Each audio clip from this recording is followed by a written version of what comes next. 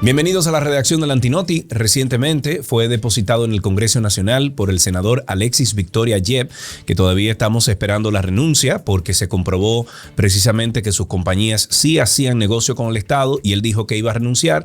Todavía estamos en eso. Sin embargo, este senador presenta un proyecto de ley, un anteproyecto de ley que regula la licencia del ejercicio profesional en República Dominicana. Este proyecto de ley ha generado opiniones a favor y en contra. Hay quienes lo consideran innecesario y hasta violatorio de los derechos fundamentales. Para conversar sobre este tema, hoy tenemos con nosotros al licenciado Francisco Álvarez Martínez, abogado, quien nos habla de este proyecto de ley, así como de sus pros y sus contras. Francisco, qué bueno encontrarte de nuevo aquí en el Antinoti. ¿Cómo estás? Todo bien, Sergio. Muchísimas gracias por la invitación. Para nosotros es un placer. ¿Por qué surge un proyecto de ley para regular el ejercicio profesional, Francisco? ¿Por qué entiendes tú que surge? Bueno, esto no es tampoco algo que sea muy novedoso y quizás eso es una de las primeras cosas que podemos criticar del proyecto de ley, porque el tema de la necesidad del exequatur para tú poder ejercer algunas labores profesionales en territorio dominicano no es algo reciente. Eso viene de una ley que promulgó Rafael Leónidas Trujillo, la ley 111, mediante la cual se decía, mira, hay algunas labores que van a ser reglamentadas por ley y esas labores que la ley diga que deben ser revalidadas por el Poder Ejecutivo, entonces tendrán que contar con un exequatur para fines de ejercer esa profesión. Entonces, ok, pero entonces, perdón, Francisco, pero de aprobarse esta ley, entonces ellos, ¿qué? ¿Eliminarían el exequatur? Lo que pasa es que se quiere traspasar, entre comillas, quién da el exequatur. Hasta el día de hoy, desde aquel momento, es el presidente de la República. Por ejemplo, yo abogado, cuando me gradué de la universidad, tuve que gestionar mi exequatur, que lo tengo, un decreto del presidente en ese entonces, Danilo Medina, diciendo que yo estoy habilitado para ejercer la profesión de abogado en todo el territorio dominicano. Lo que se quiere hacer con ese proyecto de ley es quitarle eso al presidente y entonces hacerlo a través del Ministerio de Educación, que quizás es algo que a mí me hace sentido. Perdón, ¿y esto no facilitaría precisamente ese proceso de no tener que molestar la figura del presidente para algo que es verdaderamente administrativo?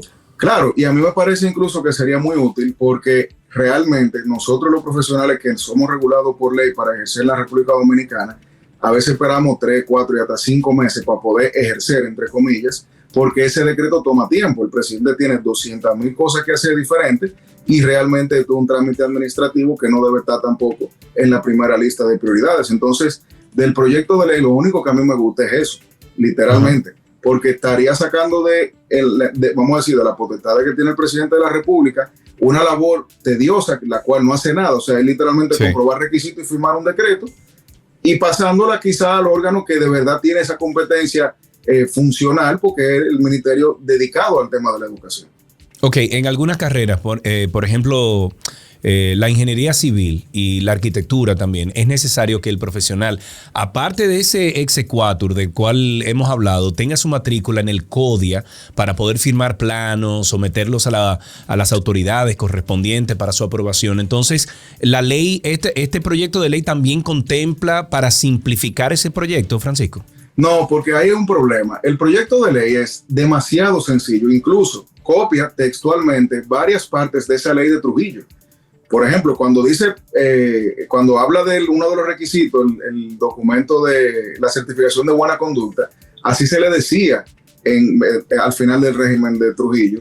Y por eso es que textualmente copia esa fórmula. O sea, lo que hace este proyecto de ley es, vamos a decir no copiar, vamos a decir salvar algunas partes de esa ley vieja y dejarlas intactas. Por eso es que esa colegiatura, a lo que tú te refieres como un requisito adicional, incluso después del exequatur, no está tocada ni se afecta por este tipo de ley, porque esas colegiaturas están en una ley distinta, una ley especial que para tú derogarla tienes que derogarla expresamente, no tácitamente como en este caso se pudiera tratar de diferir. Entonces, para tomar el ejemplo del ingeniero, cuando el ingeniero se gradúa de la universidad, debe perseguir su exequatur y luego debe estar en el CODIA para poder ejercer de manera legal su profesión. Lo mismo pasa con los abogados. Los abogados, para yo postular en audiencia, yo tengo que estar registrado en el Colegio de Abogados de la República Dominicana. Para yo estar en el Colegio de Abogados de la República Dominicana, me piden el exequatur. Entonces, digamos que es una doble revalidación que nosotros los profesionales del derecho los ingenieros, los doctores, por ejemplo, también los psicólogos, que tienen que hacer para poder ejercer de manera digna y legal la profesión en la República Dominicana. Y por eso es que una ley como esta, en pleno 2022, debió ser algo muchísimo más integral. Debimos, por ejemplo, quitar lo que no sirve. ¿Qué hace un profesional? Vamos a poner el ejemplo del papel de buena conducta, que no se llama así, se llama certificación de no antecedentes penales. Explícame ese proceso. ¿Cómo así un papel de buena conducta? Claro, uno de los requisitos que dice el proyecto de ley en el artículo 6 dice certificación que indique, la documentación pertinente y un certificado de buena conducta expedido por el procurador fiscal de la jurisdicción del solicitante. O sea, ellos le están diciendo al pueblo, para tú poder ser validado para ejercer tu profesión, tú no puedes tener antecedentes penales. Ya eso es una locura. ¿Por qué? Porque si es un requisito, la certificación, como le dicen ellos mal llamada, de buena conducta, el que no la tenga no cumple los requisitos. Y si tú no cumples los requisitos, no te van a dar la licencia. Si tú no tienes licencia, no puedes ejercer.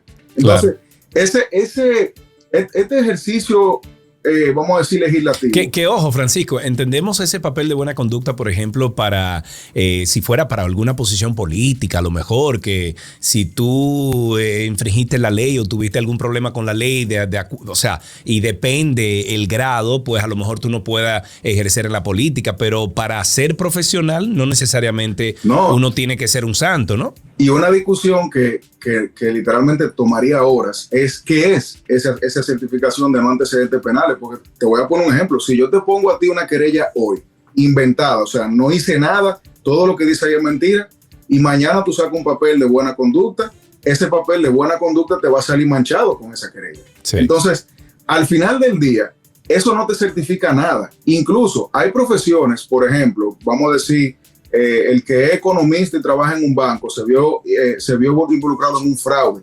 Tú puedes inhabilitar, esa profesión se le puede inhabilitar jurídicamente. Sí. Y entonces eso sí sería pertinente. Por ejemplo, el hecho de que tú no estés inhabilitado para ejercer esa profesión pudiera ser un requisito lógico. Pero cuando tú me hablas de una certificación de no antecedentes penales, tú me estás supeditando tu hoja de vida al ejercicio profesional que tú vas a tratar de hacer. Si tú cumpliste tu condena, a ti te va a salir tu antecedente penal. Eso es un antecedente penal. Sin embargo, ya tú pagaste tu deuda con la sociedad. Eso quiere decir que tú no puedes reinsertarte a la sociedad a ejercer una labor según ese proyecto de ley. Esas son las cosas que traen cierta, vamos a decir, molestia al ley. Pero no, o preguntas. ¿Cuáles otras desventajas, ya que te leíste el anteproyecto de ley, cuáles son esas cosas que tú dices, coño, pero de verdad, o sea, estamos en esto, en el año 2022? Nómbrame algunas. Bueno, por ejemplo, el plazo de aprobación o rechazo. El proyecto de ley dice que el Ministerio de Educación va a tener 3 meses para responderte si sí o si no. Y después te dice que si no te responde al ciudadano, y abro comillas, deberá recibir una explicación válida del ministerio. O sea, estamos supeditando a que al ciudadano que no le respondan, el ministerio le dé una respuesta válida. Ya sabemos que lamentablemente por el cúmulo de trabajo que tienen nuestros ministerios, eso va a ser algo que casi nunca va a ocurrir, o van a tener una respuesta tipo que se la van a enviar a todo el mundo. Pero lo peor no es eso. Lo peor es que en este escenario, lo que dice el proyecto de ley es que en caso de no recibirla, el interesado podrá actuar por la vía administrativa. La vía administrativa es comenzar con recursos en la institución para luego ir a un tribunal. Eso quiere decir que para tú ejercer, y vamos a colocarnos en los pantalones de un joven de 22 años, sí. Porque yo tengo 33 años y yo puedo echar ese pleito tranquilo, pero vámonos a un joven de 22 años que se acaba de graduar, probablemente con un crédito educativo y necesita por segundo producir dinero. Sí. Y tiene quizá una oferta de trabajo o la posibilidad de conseguir algún tipo de trabajo y tiene que irse a un tribunal superior administrativo a pelear con la administración porque no le dieron respuesta a su solicitud de licencia para ejercer. Entonces, claro, cuando tú ves que en pleno 2022, en un mundo que lo que estamos tratando es de eliminar burocracia y permitir eficiencia en la administración pública, te saltan con cosas como esa, uno se preocupa de cuál es el norte de la legislación en la República Dominicana. Sí. Sí, yo estoy totalmente de acuerdo contigo en ese sentido. Según hemos visto también en este proyecto de ley, Francisco, la licencia para el ejercicio profesional la otorgaría entonces el Ministerio de Educación Superior, Ciencia y Tecnología. Entonces, siendo eso así, ¿no sería el título universitario al mismo tiempo esa o una autorización para ejercer la profesión? Yo eso no lo entiendo. No, porque entonces tú tienes tu título, por ejemplo, te graduaste de licenciado en Derecho, pero con eso tú no puedes ir a un tribunal todavía. Entonces, lo que está diciendo el proyecto de ley es las profesiones, después de tú tener tu título, el que quiera ejercerla, debe ir entonces al ministerio con los requisitos, especialmente el certificado de buena conducta, y entonces obtener una licencia para ejercer. O sea, ya tú tienes una doble revalidación. Y el problema ahí es el siguiente. Estamos viendo que son requisitos formales. Yo siempre he dicho que en la República Dominicana sería interesante ver opciones de cómo subir el nivel de algunas profesiones con o exámenes o una evaluación continua del rendimiento y de la actividad del funcionario o del que en países desarrollados esto existe, o sea, hay una revalidación de esos profesionales cada cierto tiempo, cada dos años, cada año, etcétera. Exactamente. O sea que en ese sentido sería válido, ¿no? Sería válido y súper interesante. Y yo cojo siempre el ejemplo del derecho porque es mi ejercicio. En República Dominicana, hacerse miembro del colegio de abogados es un trámite. O sea, tú llevas tus requisitos, pagas la tasa y ya tú eres miembro. Sí. Tú viajas a la Florida y quieres ejercer allá y tienes que durar 6 meses estudiando como un loco para pasar un examen que no todo el mundo pasa a la primera y que cuando tú lo pasas, eso es una medalla que tú te pones. Entonces, yo siempre he pensado... Ese es el bar exam. El bar, exacto. Yo siempre he pensado que cuando tú tienes la posibilidad de subir el nivel en base a ese tipo de controles posteriores a la graduación, eso está genial. Siempre y cuando reconozcamos cuáles son las falencias de la educación en la República Dominicana. Y siempre y cuando también, óyeme, y siempre y cuando también, Francisco, que sea lo que dice o sea, en ese chequear, en esa validación, porque de repente se convierte como, por ejemplo, la revista del carro en República Dominicana. Tú vas y compras tu revista y ya, no, la revista fue creada para tú verificar que ese vehículo tenga luces, que tenga todas las dispositivos. Exactamente, pero hoy en día se han automatizado muchos de esos seguros o validaciones de diferentes áreas de nuestra República Dominicana, que esto, viendo el historial de nosotros, los dominicanos, esto caería en eso también. No, 100%, porque cuando uno ve los requisitos, que lo tengo aquí abierto, por ejemplo, estamos hablando de documentos. Todo eso son documentos. Ahí no hay nada. No hay un examen, no hay recomendaciones, no hay ni siquiera mínimo de notas. Para poner un ejemplo. Sí. Porque lo que se está buscando aquí es, de nuevo, agregar un paso burocrático más, pero solamente formal. O sea, aquí no hay nada de fondo. Y por eso yo digo que cuando uno lee el preámbulo del proyecto de ley, ¿qué es lo que es el preámbulo? Que son los famosos considerando. Lo considerando es la forma en la cual el legislador le dice a sus iguales, a sus pares y a nosotros, el pueblo, qué es lo que él tiene en la cabeza. El legislador puede decir, considerando que la calle en la República Dominicana son muy oscuras, considerando que la oscuridad es lo que produce los accidentes. Y después te dice el proyecto de ley de iluminar la calle. Ese es el considerando.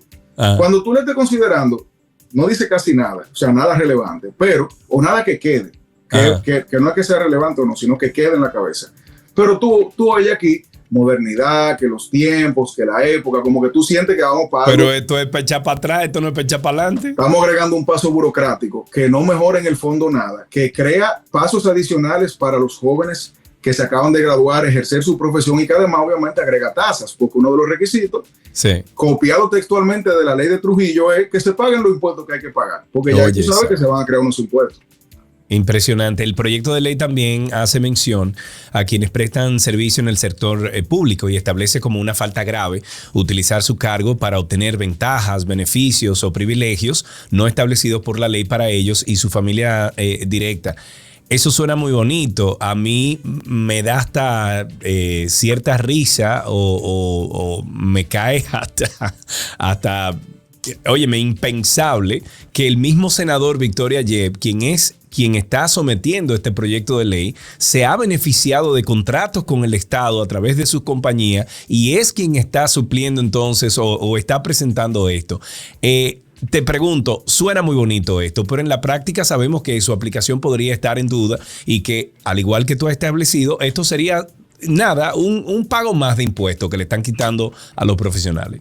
No, y yo agregaría a eso que tú mencionas, lo lógico es entenderlo como tú mismo lo entiendes, que esas son faltas para lo que ejercen su profesión en el sector público. Sin embargo, la ley no lo dice así. Cuando yo lo leo y hago un comentario de por qué yo a veces pienso que los proyectos de ley, antes de depositarlo, es bueno leerlo. Sí. Cuando tú lees ese título, capítulo 4 del régimen de faltas administrativas y sanciones administrativas está mal escrito. Esos son ejemplos de lo que yo digo. Óyeme, una lectura simple de un tercero, así fue, ya elimina ese tipo de cosas que a uno le llaman la atención, porque uno dice, tan fácil que está en mayúscula, es un título, ni siquiera es un texto de una ley que es larga. Pero sí. Bueno, el tema es que lo que dice esa parte de la ley no me lo circunscribe al ejercicio público. Se están hablando de faltas administrativas porque quien va a hacer o va a ejecutar esa sanción es la administración que te da o no te da la licencia.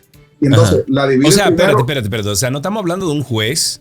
O sea, estamos hablando de una entidad. ¿Cuál es esa entidad que entonces sería la que te multa? El Ministerio de Educación, por ejemplo, ellos limitan a falta grave y muy grave. No hay leves, pero bueno, graves y muy graves. Lo normal es tener 3 tipos, leve, grave y muy grave, pero sí. Grave y muy grave, por ejemplo, falta grave. Entonces de 0 a 80 y de 80 a 150. 100.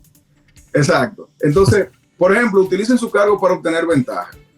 Cuando uno lee eso, uno entiende que lo que estaba en la cabeza del legislador era algo vinculado a la administración pública. Sin embargo, la ley expresamente no lo dice, porque ¿qué debió decir la ley? Para los que ejercen sus funciones en la administración pública, claro, se va por ahí.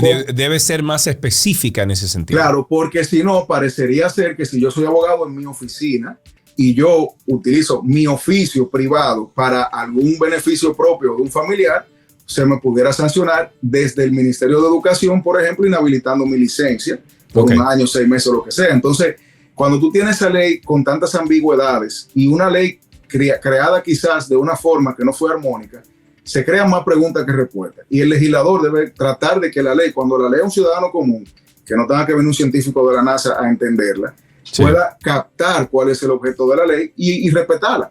Leyes como esta son de difícil ejecución porque nosotros mismos no lo entendemos. Nosotros somos personas que estamos dentro del 5% de la población.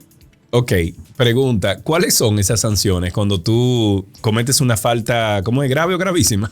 Sí, falta grave y muy grave. Después que te ¿Qué menciona el proyecto de ley como sanción? Las sanciones son, literalmente, la suspensión temporal de 12 a 24 meses mediante resolución motivada, cuando son graves, y cuando son muy graves, entonces tú puedes literalmente, por un periodo de 24 a 36 meses, eliminar la posibilidad de que se ejerce esa labor. Y en caso de reincidencia, el doble de la sanción. O sea, tú pudieras tener eventualmente una persona que tenga 72 meses sin poder ejercer su profesión en base a violaciones a esta ley impuestas por el Ministerio de Educación. Obviamente eso te abre la vía recursiva y después los tribunales que tú le estás agregando. Y establece también este proyecto de ley cómo tú te defenderías, o sea, qué mecanismo tienen los profesionales para refutar algún tipo de queja a su licencia. No lo dice, pero ya eso es derecho, entre comillas, común público, porque cuando, por ejemplo, el ministerio te diga a ti, mira, te voy a suspender tu licencia por X o Y razón, tú puedes una reconsideración, decirle a ellos, no, mira, espérate, eso no fue así. Y si eso no corre, entonces tú vas al Tribunal Superior Administrativo y después tú vas a cualquier otra instancia que tú tengas que ir. Pero el problema es ese. O sea, estamos burocratizando el ejercicio de una profesión que necesitamos para comer, pero además de eso, complicando la existencia profesionales, cuando ya, y yo te voy a poner un ejemplo, porque diciéndolo en voz alta, uno diría, bueno, pero debe haber un régimen de sanción para el profesional que abusa de su profesión. Sí, claro. Pero el problema es que ya eso está. Por ejemplo, si yo como abogado hago algo en contra de un cliente, ese cliente me puede demandar a mí. Sí. Igual que si tú haces algo en contra de alguien que te contrate, esa persona te puede demandar a ti. Sí, y esto va a cualquier profesión, esto va a plomero, esto claro, va a cualquiera. Esto puede ser lo que sea. Tú puedes comprar un vehículo y si con el vehículo te vino algún tipo de problema vinculado a una mala interpretación de cómo esa persona te vendió o lo que sea, tú tienes ese derecho inherente dentro de tu cartera de derechos. Entonces, esto lo que está creando son trabas adicionales que pudieran incluso en un país como el de nosotros crear imposibilidades a corto y mediano plazo de que una persona que necesita su dinero para comer ejerza. Porque claro, si a mí me suspenden la licencia y yo tengo que tirarme un pleito en los tribunales para poder en 2 o 3 años poder ejercer de nuevo, primero tengo que gastar en abogado. Segundo, estoy a la merced de que un tribunal me falle a favor en caso de yo tener la razón. Y tercero, mientras estoy en eso no estoy ejerciendo. Entonces hay más dudas de las que debería con un proyecto de ley. Y sin siquiera entrar en las, vamos a decir, incongruencias legales, a mí me preocupa mucho que en pleno 2022 tengamos un proyecto que haya copiado tanto de una ley que tiene más de 70 años. Tan vieja. Sí. Francisco, ¿y esto no crees que este proyecto de ley o esta ley, si se pasare, viola los derechos fundamentales de las personas, los ciudadanos? Mira, siempre ha habido una discusión, especialmente en el mundo de la colegiatura, de si eso es o no es, entre comillas, legal. Porque, por ejemplo, yo, Francisco, si ya yo tengo mi exequatur y mi título, ¿por qué tengo yo para poder ir a un tribunal y a un tercer, vamos a decir, a un tercer centro? Sí, a una entidad regulatoria, una tercera entidad regulatoria. Que entonces es privada para lo que le conviene y pública para lo que le conviene, porque literalmente esa discusión es el día a día. El Colegio de Abogados, el Colegio Médico Dominicano, el CODIA, a veces se maneja como una entidad pública, a veces como una entidad privada. Entonces, nosotros, los regulados, normalmente tenemos esa siempre ambigüedad y aquí se ha discutido mucho eso, porque aunque la colegiatura es universal, o sea, en muchos países se lleva, en nuestro país, al imponerse para el ejercicio en los tribunales, por ejemplo, de los abogados o de los ingenieros, lo que sea, a veces se cuestiona qué tanto eso puede coartar el derecho de esa persona, cuando incluso son esos entes los que a veces administran justicia dentro de la profesión. Por ejemplo, el Colegio de Abogados tiene un tribunal con el cual me pueden sancionar a mí, y de ahí yo puedo ir entonces a los tribunales ordinarios. Entonces, esa discusión para mí de nunca acabar radica en que el ciudadano común no entiende por qué después de estudiar 4 o 3 años, conseguir su título y lo que necesitan ese exequatur, tener su exequatur, tienen que entonces ir a un ente para que ese ente te diga a ti, puedes o no puedes ejercerlo. Si a eso le sumamos este proyecto de ley, estaríamos agregando un cuarto paso para algunas carreras. Universidad, exequatur, colegio y después el ministerio. Ok.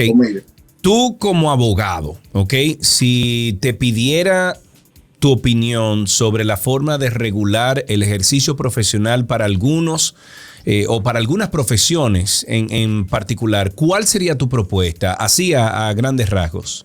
A mí me encanta la revalidación cada X tiempo, que es algo que se debería hacer incluso no solamente con las profesiones. Por ejemplo, la licencia de conducir. Tú deberías tener que coger tu examen cada 3 años.